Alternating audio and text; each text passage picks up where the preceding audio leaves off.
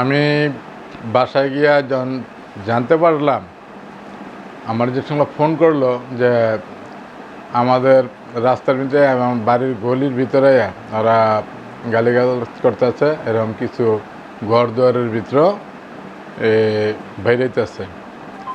তো আমি তাৎক্ষণিকভাবে শূন্য যখন আমি চলে আসি তখন ওই আগে ওরা চলে যায়।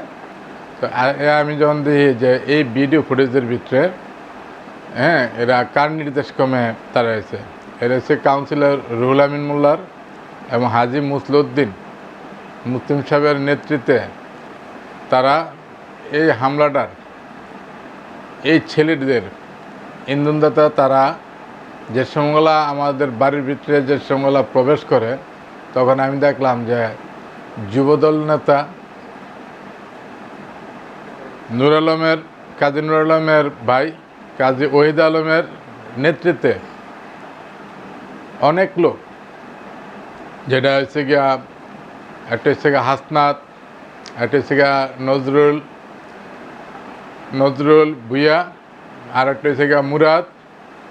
পরে আসে আরও আমি দেখলাম যে আইনাল, নূর হোসেন, বিদ্যুৎ, সজীব অর্থাৎ ক্যাব সজীব, আরও অনেক লোকজন তারা অবস্থান নির্ণয় করছে। এরকম আমাদের সবচেয়ে বড় হচ্ছে গিয়া যে মহিলাদের যে অশ্লীল ভাষায় যে কথাবার্তাগুলি বলছে। তা আমি এই বিষয়টি আমি মাননীয় সংসদ সদস্য জনাব A.K.M. শামীম ওসমানের দৃষ্টি আকর্ষণ করে বলছি, আপনি এটা সঠিকভাবে আপনি একটু তদন্ত করে একটু দেখবেন। আমি মাননীয় SP মহোদয় এবং সিদ্ধন থানার ভারপ্রাপ্ত কর্মকর্তা আপনার এটা তদন্ত করে আপনার এটা আইনগত ব্যবস্থা নেবেন।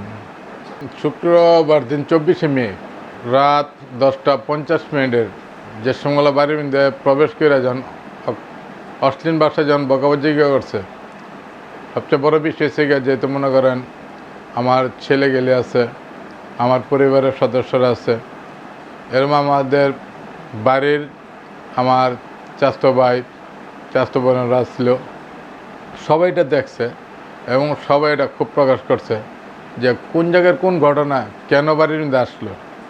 তো এই কারণে আমি এনে বলছিলাম যে SP মহোদয় এরকম সিদ্ধন থানার ভারপ্রাপ্ত কর্মকর্তার দৃষ্টি আকর্ষণ করে বলছি যে এটা আপনারা আইনগতভাবে আপনারা এটা তদন্তের মাধ্যমে এটা বের করে এটা তাকে দৃষ্টিমূলক আমি শাস্তি দাবি করি।